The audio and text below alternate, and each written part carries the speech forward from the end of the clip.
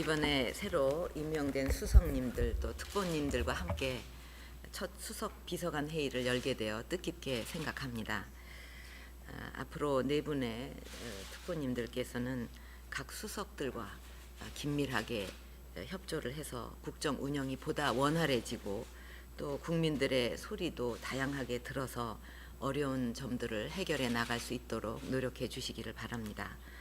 앞으로 경제혁신 3개년 계획 등 주요 국정 과제들을 강력하게 추진을 해서 경제 부흥과 문화 융성을 이루고 또 세계 속의 자랑스러운 나라를 만들어야 하겠습니다.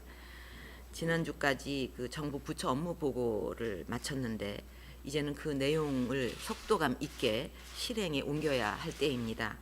특히 공공개혁, 노동개혁, 금융개혁, 교육개혁 등 4대 개혁은 우리나라의 미래와 여기에 우리나라의 미래가 달린 문제들입니다. 이번에도 이 개혁을 이루어내지 못한다면 영원히 해낼 수 없을 것이다 하는 그런 절박한 마음으로 혼신의 노력을 다해 주시기 바랍니다.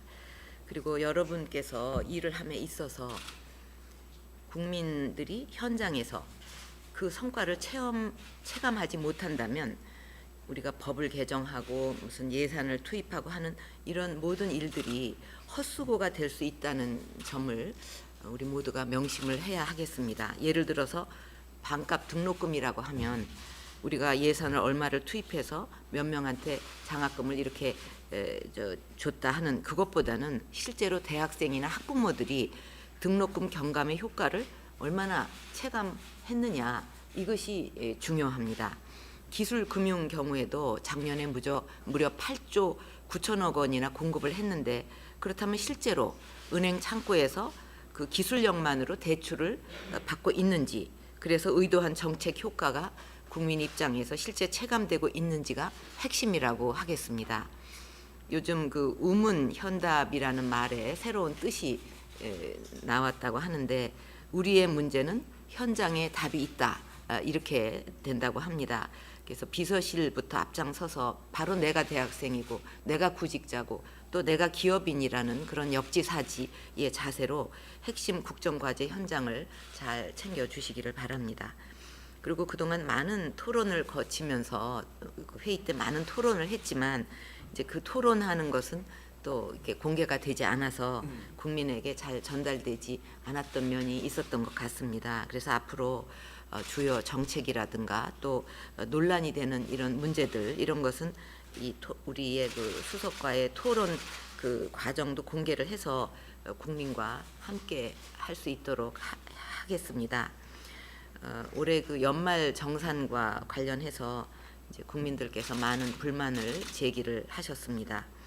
그동안 고소득층에 상대적으로 유리했던 소득공제 방식의 문제점을 이것을 바로잡고자 이제 재작년에 새 공제 방식으로 바꿨는데, 이런 변화를 국민들께 충분히 설명을 드리지 못한 것 같습니다.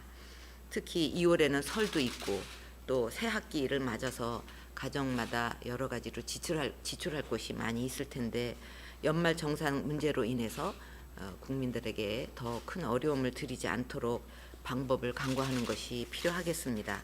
이 부분에 대해서는 이따가 회의 때 좀 더 깊이 토론해서 해결책을 찾았으면 합니다. 이제 이번 연말 정산에서 보았듯이 정부가 제도 하나를 바꾸는 것은 국민들께는 여러 가지 측면에서 변화를 가져오게 됩니다.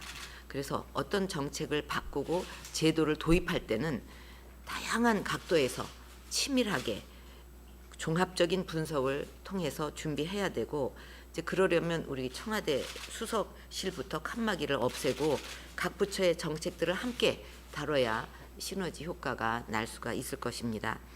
이번에 정책 조정 수석실을 만든 것도 이런 부분을 잘 종합해서 하기 위해서입니다. 앞으로 정책 조정 수석께서 전체적인 시각에서 각종 정책들을 총괄하고 조정을 해서 효율적으로 추진이 될 수 있도록 신경을 많이 써주시기를 바랍니다. 그동안 정부는 우리 사회의 묵은 적폐들을 해소하고 근본을 바로잡는 비정상의 정상화를 강력하게 추진을 해왔습니다. 고질적인 사회 구조를 바로잡는 큰 과제부터 작은 민생 과제까지 불합리한 제도라든가 규정, 관행 등을 이제 하나하나 개선을 하고 있습니다. 그러나 아직도 갈 길이 먼 것이 사실입니다. 최근 갑질 논란과 어린이집 안전 문제에서 보듯이 우리 사회의 선진화를 가로막고 있는 전 근대적이고 비정상적인 관행들이 여전합니다. 올 한 해는 비정상의 정상화 작업에 보다 속도를 높여서 정상화의 사회적 확산기로 만들어 나가야 하겠습니다. 특히 과거에는 도로, 항만, 철도 같은 인프라 구축이 시급했지만 지금은 눈에 보이지 않는 제도라든가 규정, 관행을 고치는 어떻게 보면 무형의 사회적 인프라 구축이라고 할 수 있는 것이 더욱 절실하게 필요하고 중요한 시대입니다. 비정상의 정상화도 바로 이러한 무형의 인프라 구축에 역점을 두고 추진해 나가야 하겠습니다. 일학습 병행제, 기술 금융 이런 그 비정상을 정상화하는 새로운 제도나 규정을 정비하고 또 그것을 뿌리 내리는 작업을 새해에도 더욱 열심히 지속해 나가야 하겠습니다. 또 원전과 방산 비리 척결, 재정 누수 방지와 투명성 제고, 스포츠 비리 해소 등 비합리적 관행과 문화를 뿌리 뽑는 일에도 더욱 노력을 기울여야 하겠습니다. 사회 각 분야가 원칙과 신뢰를 바탕으로 효율적으로 작동이 될 수 있도록 소프트 인프라 토대 구축에 최선을 다했으면 합니다. 지난해 세수는 부진한 반면에 복지 수요는 계속해서 증가하고 있어서 중앙정부나 지방 모두 살림이 어려운 상황입니다. 이런 때일수록 지속적인 재정 개혁과 국가와 자치단체 간의 원활한 소통이 필요합니다. 1995년에 지방자치제가 본격적으로 시행된 후 벌써 20년째가 됩니다. 특히 지방교부세 제도는 1960년대에 도입한 이후에 사회에 많은 우리나라의 변화가 있었음에도 불구하고 기본 골격에 큰 변화가 없었습니다. 이제는 우리가 현행 지방재정 제도와 국가의 재정 지원 시스템이 지자체의 자율성이나 책임성을 오히려 저해하고 있는 것은 아닌지 면밀히 살펴보고 제도적인 적폐가 있으면 과감하게 개혁을 해야 될 시점이라고 생각합니다.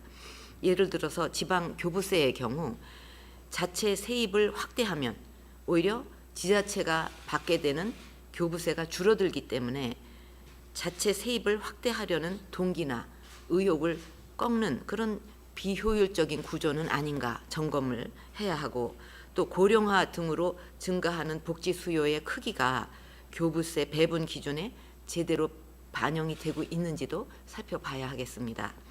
교육재정 교부금의 경우에 학생 수가 계속 감소하는 등 이 교육 환경이 크게 달라졌는데도 그 학교 통폐합과 같은 세출 효율화에 대한 인센티브가 지금 전혀 없습니다. 내국세가 늘면 교육재정 교부금이 자동적으로 증가하게 되는 현행 제도가 과연 계속 유지해야 되는지 여기에 대해서도 심층적인 검토가 필요하겠습니다.